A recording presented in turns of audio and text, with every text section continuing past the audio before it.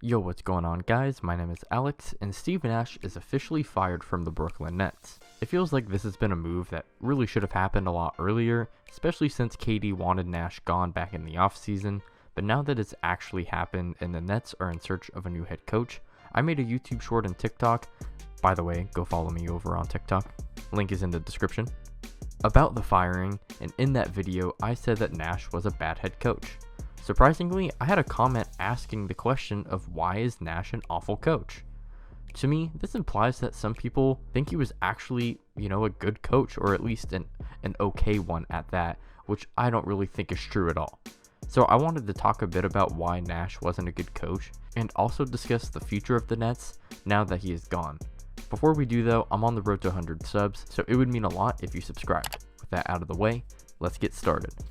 So to me, the most noticeable flaw of Nash's coaching ability was his offense. From what I saw on the court, the offense that the Nets were running was very predictable. It mainly relied on the isolation ability of Kevin Durant and Kyrie Irving, and their ability to pass out to open shooters like Seth Curry or Joe Harris, in case they got double teamed, which happened a lot. While this offense has worked for them in the past, when it came to playoff time, this hasn't really been something that has led to a lot of success.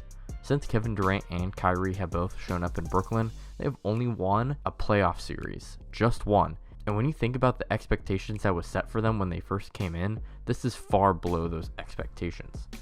Nash also was a horrible defensive coach. Just looking at this season alone, for whatever reason, he had decided to make the Nets a very switch-heavy defense. The reason why this doesn't make any sense to me is because there aren't enough defenders on this team to even do this, and the players that were switching were all 6'6" or shorter. If you watch the Nets versus Mav games, Patty Mills kept getting switched on to Luka, and I don't think I have to explain why. That was just so stupid.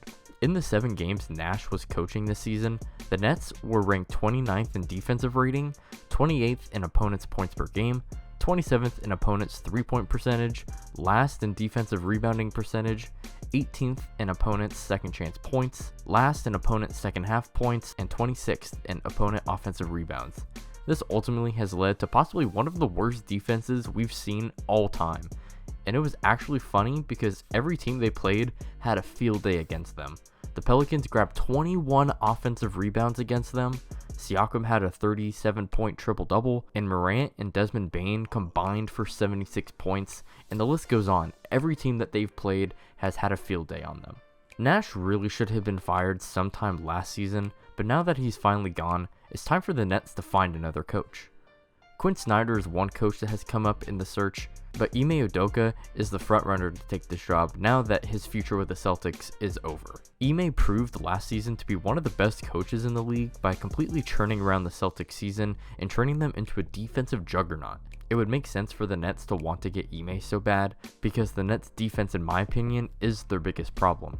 However, I'm not quite sure if he'll be able to turn around the Nets defense like he did with the Celtics. A huge reason why Ime was even able to turn around that Celtics defense was because the Celtics had a bunch of defenders on that team in order to make it work. You can set defensive principles, but if you don't have the personnel to follow through on them, it doesn't really mean much. I believe that's what's really going to hurt the Nets because outside of Ben Simmons, Nick Claxton, and Royce O'Neal, there are absolutely no average defenders on this Nets team. It should also be noted that the Nets defenders like Ben Simmons are still struggling with injuries not only in his back, but also his knee, so he hasn't really been able to provide the Defensive Player of the Year caliber defense like he did 2 seasons ago, and he's also struggling with foul troubles, which has kept him out of 2 games. In addition, even with Claxton and Royce O'Neal being good defenders, those guys are not good enough to make up for the defensive lapses seen everywhere else on the Nets roster. Do I think Ime will improve the Nets defense? I think he'll most certainly command the attention of the team since Nash lost the team, and may be able to get more effort out of the guys who have the potential to be at least average defenders like Kevin Durant, but in totality, I do not think he'll be able to make a significant improvement to the team's defense to where I think it will solve all their problems simply because of their personnel. To relate the Nets situation to another team, look no further than last year's Lakers team. In 2020 and 2021, the Lakers had one of the best defenses in the league. This had to do with having defensive-minded head coach Frank Vogel surrounded with defensive personnel like Alex Caruso, Anthony Davis, and Danny Green, and much more. However, when we get to the Lakers in 2022, they virtually lost all of their defensive personnel, and they were replaced with aging players who could not defend at all. The Lakers were one of the worst defenses in the league in 2022, despite still having Frank Vogel on the roster.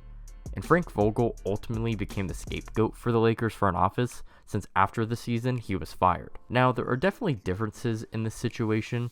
The Nets have never really been a great defense since KD and Kyrie showed up in Brooklyn, and Steve Nash was never considered a defensive coach like Frank Vogel. However, I fear that even if Ime is hired, because again, he still isn't officially hired as the Nets head coach at the time that I'm recording this, but something similar could happen in terms of team success and defensive ability. But I do not think Ime will become the scapegoat, and it will either end up being put onto the players or the front office, since this would be the third head coach in the KD Kyrie era.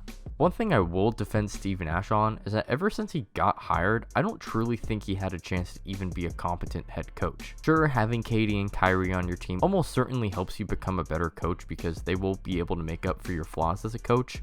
However, when your team is filled with as big of a flaw as their defense, it would be kind of crazy to expect Steve Nash to somehow be a good defensive coach, especially since he hasn't had any coaching experience.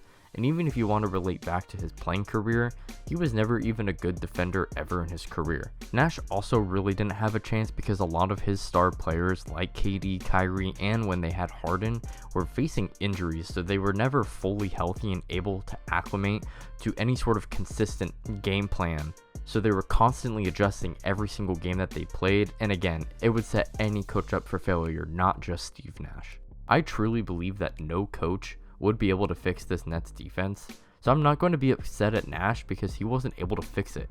Even if Nash was a good defensive coach, he wouldn't have been able to fix it. That's just the truth and the reality. No matter what coach the Nets end up hiring, I still think the Nets will face similar problems as they're facing now and have been for the past year or two. The team is just not structured to have a middle of the pack defense, so even if Ime could improve the Nets defense, he would only be improving it from one of the worst defenses of all time to maybe just one of the top 10 worst defenses in the league right now. Well, those are my thoughts on the Steve Nash firing and what could be the future for the Nets this season. Let me know what y'all think down in the comments below. If you enjoyed, make sure you like and sub. I'm trying to hit 100 subs by the end of the year. If you want to see more content from me, check out the Linktree link below in the description, where you can follow me on TikTok, Twitter, and on my podcast channel. You can also watch this video where I go over the 5 biggest surprises of the season so far. See y'all in the next one. Peace out.